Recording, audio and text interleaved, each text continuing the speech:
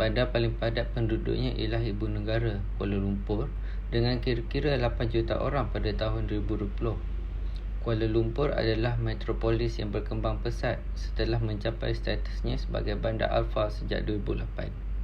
Walaupun pembandaran pesat dan pembangunan ekonomi telah meningkatkan taraf hidup keseluruhan, adalah penting untuk menyadari bahawa pembandaran adalah proses berterusan yang menghasilkan pengagihan yang tidak sama rata dalam masyarakat seperti gelandangan di Malaysia. Gelandangan adalah orang yang terpaksa tinggal di penempatan tidak formal di bawah keadaan hidup subpar kerana perubahan mendadak dalam keadaan hidup mereka. My name is Uncle Amran. I've been living in the street as a homeless close to 50 years. I've been not only living in KL but in other states as well, in Johor Bahru, in Penang. Gelandangan kini sudah boleh didapati di tempat-tempat tertentu di sekitar ibu kota Kuala Lumpur. Kebanjiran gelandangan seolah-olah terbentuk sebuah komuniti sendiri yang telah dikenal pasti mempunyai ciri-ciri tertentu. Punca mereka memilih untuk tidur di tepi-tepi premis atau bangunan disebabkan beberapa faktor. Faktor kemiskinan dikenal pasti sebagai faktor utama mengapa individu ramai hidup bergelandangan tanpa tempat tinggal. Berdasarkan statistik yang dilaporkan oleh Jabatan Kebajikan Masyarakat, kebanyakan gelandangan di Malaysia umumnya lelaki, manakala di luar negara adalah wanita. Kebiasaannya, gelandangan di Malaysia disebabkan oleh tiada pekerjaan, pengabaian keluarga, banduan dan ketagihan dadah. Statistik ini pula menunjukkan jumlah gelandangan mengikut jantina.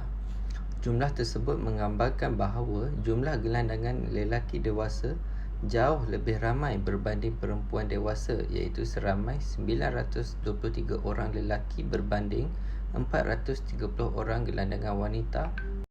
1971, the homeless people in the city of Kuala Lumpur, all over Malaysia, I think less than 100 lah, especially in KL. But after 2000, the number is becoming more worse. In the city of Kuala Lumpur itself, 2,000 people. Kumpulan umur gelandangan lelaki dewasa yang paling tinggi adalah sekitar umur 30 hingga 39 tahun, iaitu seramai 442 orang. Isu gelandangan perlu diteliti dengan mendalam, memandangkan ia memberi impak kepada peningkatan kadar kemiskinan bandar yang berkait rapat dengan kos sara hidup yang tinggi. Kebanyakan gelandangan terbelenggu dalam masalah kemiskinan kerana tidak dapat mencari pendapatan yang sesuai dengan kemahiran yang mereka ada. Bagi merealisasikan matlamat ini, pelbagai usaha dijalankan dan atas dasar kemanusiaan, Pertubuhan Badan Bukan Kerajaan turut membantu menghulurkan bantuan kepada gelandangan. Pihak Jabatan Kebajikan Masyarakat JKM telah menubuhkan jawatan kuasa khas bagi menangani isu golongan gelandangan dalam usaha membanteras masalah individu berpeleseran di negara ini. Dengan kerjasama Kementerian Sumber Manusia, Kementerian Perumahan dan Kerajaan Tempatan KPKT dan NGO seperti Perkeso serta ahli-ahli korporat, sebuah program telah dicipta bagi bertujuan untuk memberi peluang kepada gelandangan yang memerlukan pertolongan dari segi peluang kerjaya dan memberikan semangat motivasi kepada gelandangan untuk merasa yakin bersama dengan masyarakat yang lain. Bukan itu saja, dengan bantuan kumpulan sokongan yang mempunyai pengalaman lebih 10 tahun dalam memberi kaunseling serta bantuan psikologi, ia membantu gelandangan untuk menyedari akan potensi diri untuk maju dalam hidup.